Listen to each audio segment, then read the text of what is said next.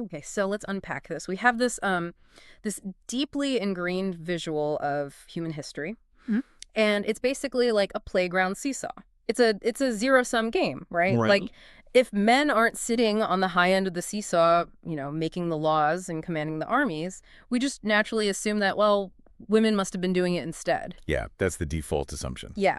So when we hear a word like matriarchy, our brains just sort of picture patriarchy in reverse. Exactly. Like women ruling with an iron fist, building these high walls, maybe a society of Amazonian warriors barking orders at men. Which is, yeah, it's a fun Hollywood trope, but But the anthropological data, like the historical records we're looking at today, they completely shatter that visual. We are looking at a structural landscape of human history that is, it's completely alien to how we organize modern life. oh, totally. We're looking at a fundamental misunderstanding of early human societies. Yeah. The historical and sociological texts we're pulling from for this deep dive, they all point to this one singular reality. Right. The shift from early human societies to what we now know as patriarchy, it wasn't about who was sitting on top of the seesaw. Okay. It was the invention of the seesaw itself. Oh, I like that. The invention of the seesaw, which is exactly what we were digging into today. Yeah. I want to look at how we went from these ancient egalitarian networks to the rigid frameworks we live in now. But to do that, we have to start with the baseline, right? We do. If a matriarchy wasn't just a society of women oppressing men, what actually was it? Well, if you look at the documented examples we have, so cultures like the Mosu of China or the Minangkabau of Indonesia or even the Haudenosaunee of North America. Right, the Iroquois Confederacy? Exactly. These societies were profoundly gender egalitarian. They were mother-centered, absolutely, but they operated on consensus, not coercion. See, I hear mother-centered and egalitarian in the same sentence, and my immediate instinct is to ask, like, how do those not contradict each other? How so? Well, if mothers are at the center of the structure, don't they hold the power? Somebody has to be in charge. Right, but it comes down to how we define power, like in a modern context versus an ancient one. Okay. Today, we view power as the ability to hoard resources, right? And command others to do what you want because you have the resources. Right, he who has the gold makes the rules. Exactly. But these early cultures operated what sociologists call need-oriented gift economies. Need-oriented gift economies. Yeah, so the senior women, like the clan mothers or the elder figures, they managed the distribution of resources. But their goal wasn't to build a giant stockpile for their immediate nuclear family while, the neighbors starved. So what was the incentive then? Because today, if you manage the resources, you take a cut. Right. You build a bigger house, you show your status by having things that other people don't have. And that's the paradigm shift here. In a gift economy, prestige is generated by generosity. Wow, okay. Your status in the community elevates based on your ability to ensure that no single family goes without. So you gain status by giving it all away. Essentially, yeah. Think about the day-to-day mechanics of that. If a hunt is successful or a harvest comes in, the clan mother doesn't lock the surplus in a private vault. She acts as an administrator of abundance. Administrator of abundance. I love that phrasing. Yeah, she distributes the food, the tools, the resources just to maintain the equilibrium of the whole group. The power lies entirely in the giving, not the keeping. Right. But if society isn't built around hoarding, the daily life of a family must look completely foreign to us. Because, think about the modern nuclear family. Oh, it's so different. It's essentially a microeconomy designed to protect its own assets. You have two parents trying to save for a mortgage and, kids' college funds, and it's all very insular. Right. The foundational blocks of these early societies were just completely different. They were built on matrilineality and matrilocality. Okay, let's break those down. Matrilineality first. So matrilineality means that lineage, your clan name, your ancestral heritage, it all moved exclusively through the maternal line. You belong to your mother's clan. So my last name wouldn't be my dad's, it would be my mom's. Right. And then matrilocality means that the physical households themselves were these large, multi-generational complexes. Okay. And they were centered around mothers, sisters, and grandmothers. Okay, wait. Where do husbands fit into a multi-generational house of sisters? Do they just move in? Well, it depends on the specific culture. But generally, husbands either visited their partners. This is a system sometimes called walking marriage, which is famously practiced by the Musu. Walking marriage, so he just comes over for the night and then goes home. Literally, yes. Yeah. Or, in other systems, they remain deeply connected to their own maternal homes while being married. But the key is, a man didn't swoop in, marry a woman, and take her away to some isolated house. Right. She stayed securely in her ancestral home with her kin. Okay, so this naturally leads to the avunculate system, which I have to admit, reading the sources, this is a concept I struggled with at first. It takes a minute to wrap your head around. It really does, because in this setup, biological fathers are not the primary authority figures or caregivers for their own biological children. Right. Maternal uncles step into that role for their sisters' children. Yes. And it is this brilliant social mechanism when you look at how it stabilizes a community. Let's play this out because I really want to understand the practical reality of this. Let's say I'm a man in this society. Okay. I father a child with a woman in a neighboring longhouse. Yeah. But I don't raise that child. Yeah. I go back to my mother's house and I raise my sister's kids. I mean, that sounds wildly overly complicated. Why not just raise the kid you biologically created? To answer that, we have to look at what this system achieves on a macro level. Mm-hmm. What it does is it completely separates romantic partnerships from child-rearing duties. Oh, okay. I see where you're going with this. Yeah. Because today, we load every single aspect of survival onto a single romantic relationship. We really do. It's a lot of pressure. It is. You have to be lovers, best friends, financial co-managers, and co-parents. Yeah. And if someone gets laid off or, the romance just dies, the whole foundation for the child fractures. Exactly. The modern isolated nuclear family is deeply fragile because all those immense pressures rest on just two people. But in the avunculate system, children are raised by a stable, blood-linked community. Because it's the uncles, the aunts, the mother, the grandmother. Right. The romantic lives of the adults can fluctuate all they want. People fall out of love, partnerships end. But the child's home life, their economic security, and their primary caregivers, that never changes. Just imagine what a system like that does to your baseline stress levels as an adult. Right. I mean, your social safety net is built entirely on shared clan property and communal defense. You never have to worry about a divorce leaving you homeless or going bankrupt over childcare costs because your entire extended family lives in this massive supportive complex. It just totally removes this crushing modern pressure of individual survival. It provided remarkable stability. I mean, humans lived this way for tens of thousands of years. They lived in these small, egalitarian foraging groups, and they utilized localized horticulture. Localized horticulture meaning like... Essentially light hoe gardening, small-scale farming just to supplement foraging. Okay, wait. If this was so stable and supportive and everybody's stress levels were so low, how did we end up with centralized kings, warlords, and crushing inequality? Like, are you telling me people just got tired of being egalitarian and decided to, invent the caste system? No, nobody actively chose to end it. That's the fascinating part. Okay. The transition was driven by a massive technological shift, roughly 10,000 to 12,000 years ago. The agricultural revolution. Yes, humans invented intensive agriculture. Yeah. But specifically, the sources point to the heavy metal plow. A farming tool is responsible for global gender inequality. I mean, that feels like a massive leap. How does a plow rewrite human psychology? Well, it didn't rewrite human psychology. It completely rewrote the economics of labor. Okay, walk me through that. The heavy metal plow requires significant upper body strength. You have to control massive animal teams and break hard, packed earth. Right. And it also demands long, grueling hours out in expansive fields, which are far away from the communal home. Oh, I see. I'm trying to picture the cascading effect of that. We have this new technology that produces a massive amount of calories compared to foraging. A huge surplus, yeah. But it physically demands more upper body strength, so biological sexual dimorphism suddenly becomes an economic advantage in a way it never was before. Exactly. Men are out in the fields, driving the plows and producing this massive influx of food, while women are increasingly tied to domestic duties and raising infants closer to the home fires. Because you can't take a nursing infant out behind a heavy plow. No, it's too dangerous and impractical. And the secondary effect of agriculture is permanent settlement. Because you can't migrate with your crops. Right, you can't migrate with the seasons anymore. Yeah. You are tied to your fields. You domesticate large livestock herds.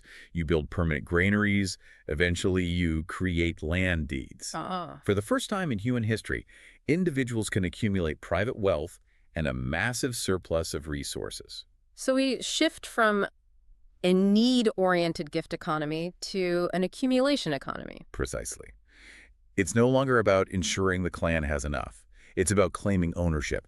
It's this massive silo of wheat and this herd of 50 cows are mine. Which creates what the anthropologists in our sources call the paternity problem. The paternity problem, yes. Because in the old matrilineal system, it didn't really matter economically who the biological father was. Right. The child was provided for by the mother's clan regardless. Right, but put yourself in the shoes of an early agrarian man.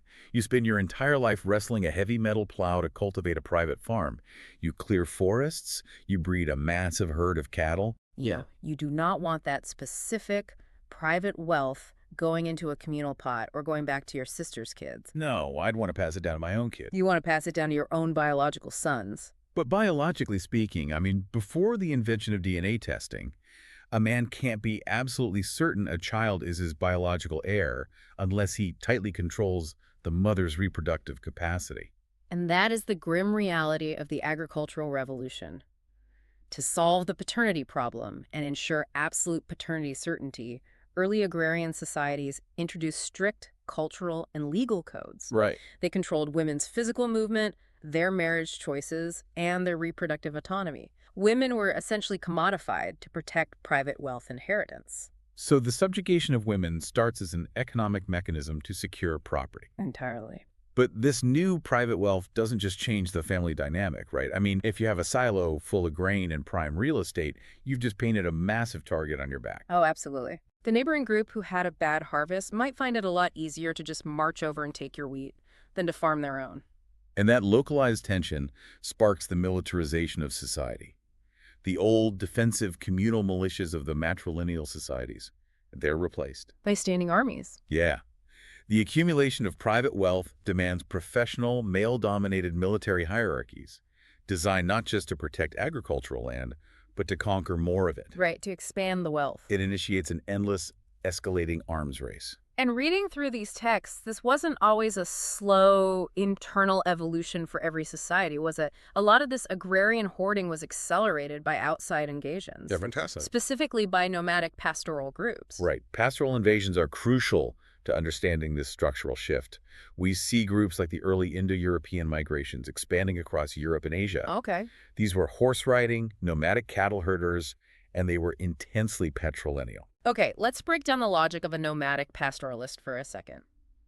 If your entire wealth is on four legs, it can literally wander off into a ravine. Yeah. Or a rival group can steal it in the dead of night. So you have to be hyper-aggressive, constantly on guard, and highly militarized just to keep your economy from being rustled. Exactly. Pastoralism breeds a martial, patriarchal culture. And when these highly aggressive groups expanded and interacted with or conquered agrarian settlements, they brought their family models and war-focused hierarchies with them. They just laid it right over the top of whatever was there. Yeah, they completely overwhelmed any remaining consensus-based clan systems. See, this brings up a major point of skepticism for me, because you are talking about completely upending a society. It's a huge shift. Stripping away the egalitarian gift economy, ending maternal lineages, restricting women's movements, and creating a professional class of killers.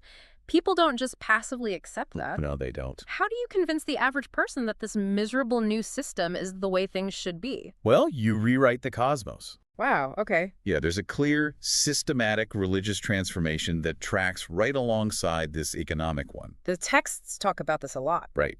For millennia, human spirituality was heavily populated by earth goddesses, clan ancestors, and fertility spirits. Right. The divine was intimately connected to the earth, to birth, and to cyclical nature. But a fertility goddess doesn't justify property deeds and professional standing armies. Exactly. So those deities were gradually but deliberately replaced by sky fathers and male pantheons. Sky fathers. Yes, divine authority was moved from the shared earth to the sky above us, watching, judging, ruling from the top down. The king on earth was framed as a direct reflection of the king in heaven. It's the ultimate political rebranding campaign. Truly. You tell the populace, hey, this isn't just an economic shift favored by the guys with the swords. This is the fundamental order of the universe. It's divinely ordained. And then you back it up with state violence, which brings us to the codification of the law. Specifically, things like the Code of Hammurabi around 1750 BCE. Right. And we always learn about Hammurabi in school as this grand triumph of civilization, right? Like the first written Yeah, laws. the dawn of justice. But reading the analysis on this in our sources, it's actually just the institutionalization of female subordination. It really is. The Code of Hammurabi officially classified women as the legal property of fathers and later husbands. Property, Not people property. right. It regulated their sexuality, their economic rights, and their physical movements with brutal precision. Centralized kingships and warlords completely replaced clan mother councils. Okay, so that framework, heavy plows, land deeds, restricted women, and warrior kings, basically became the operating system for global civilization for the next 10,000 years. Yeah. But obviously, we aren't going back to foraging and hoe gardening today, but the sources point out that people today are actually experimenting with these pre-patriarchal ideas, trying to apply them to our modern context. Right, and to be clear, the texts aren't advocating for any specific political system, but they observe that we are seeing communities actively trying to reverse engineer these ancient egalitarian models. Like what? What's an example? Well, one major example is the Community Land Trust, or CLT, which directly challenges that original agrarian sin of land privatization. Right, a community land trust. So that attempts to decouple land ownership from the speculative real estate market. Exactly. Instead of an individual hoarding the deed and profiting off the land's inflation, the land is owned by a nonprofit community entity. You might own the physical house you build on the plot, but the ground underneath is under shared community stewardship.